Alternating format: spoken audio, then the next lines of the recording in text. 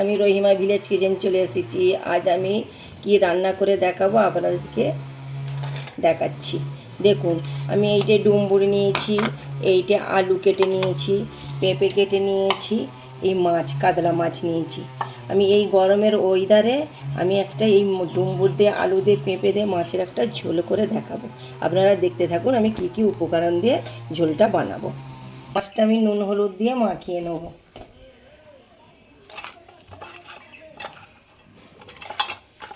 বেশি করে কড়াতে তেল দিয়ে দেবো, একটু বেশি করে দেবো, এতে আমি মাছ ভাজবো আর সব উপকরণ দিয়ে আমি রান্না করে নেবো। আমার গরম হয়ে গেছে, এইভাবে আমি কড়ার দিকে মাখিয়ে নেবো। উল্টে পাল্টে মাছটা লাল করে ভেজে নিয়েছি, এবার আমি প্লেটের মধ্যে তুলে নেব।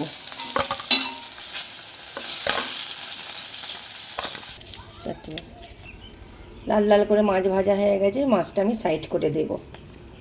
এই কড়াতে যে তেল আছে মাছের তেল, এর মধ্যে আমি সব রান্না করে নেব। প্রথমে আমি ফোড়ন দিয়ে দেবো, এবার আমি পেঁয়াজ কুচিটা দিয়ে দেবো। পেঁয়াজের কাঁচা গন্ধটা চলে গেলে এর মধ্যে আমি আদা রসুনের পেস্ট দিয়ে দেবো। আমার লালচে কালার চলে এসেছে, এর মধ্যে আমি আদা রসুন বাটাটা হাফ চামচ দিয়ে দেবো। এইভাবে আমি নেড়ে নেব।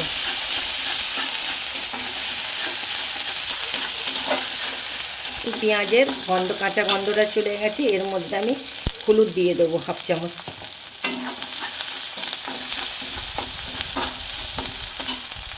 লবণ দিয়ে দেবো স্বাদ মতন। জিরার গুঁড়ো 1 চামচ,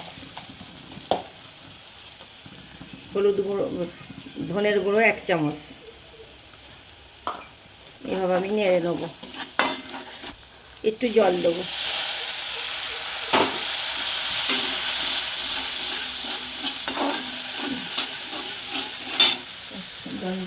এর মধ্যে কাঁচা লঙ্কা কুচিটা আমি দিয়ে দেবো। এইভাবে আমি নেড়ে নেবো। লঙ্কার গুঁড়ো আমি দেবো না। কষানো মশলাটা আমার কষানো হয়ে গেছে, দেখুন কত সুন্দর তেল ছেড়েছি। এর মধ্যে আমি ডুমবুরটা দিয়ে দেবো। এইটা আমাদের গ্রামে ডুমবুর বলে গাইস, আপনাদের কি বলে কমেন্টে জানাবেন। এইভাবে আমি নেড়ে চেড়ে নেবো। ডুমবুরটা আমার একটু কষানো হয়ে গেছে, এর মধ্যে আমি আলুটা দিয়ে দেবো। আলু দিয়ে আমি কষাবো। এখন আমি দিয়ে দেবো।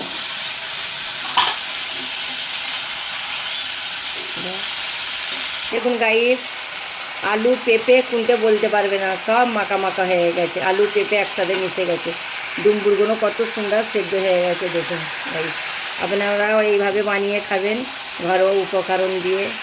সে আমাকে কমেন্টে জানাবেন। রহিমার ভিডিও দেখে আপনারা সাবস্ক্রাইব করবেন আর এইভাবে পাশে থাকবেন নতুন ভিডিও দেখার জন্য। সবসময় আপনারা সাথে থাকবেন। তেল ছেড়ে দিয়েছে পেঁপে আলু ডুমবুর, এবার আমি এতে পানি দিয়ে দেবো।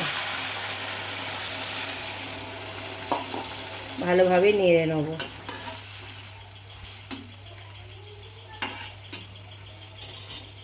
এবার আমি ঢাকনাটা এর মধ্যে দিয়ে দেবো। 50% সব উপকরণ সিদ্ধ হয়ে গেছে, এর মধ্যে আমি মাছ ভাজাগুলো দিয়ে দেবো একে একে।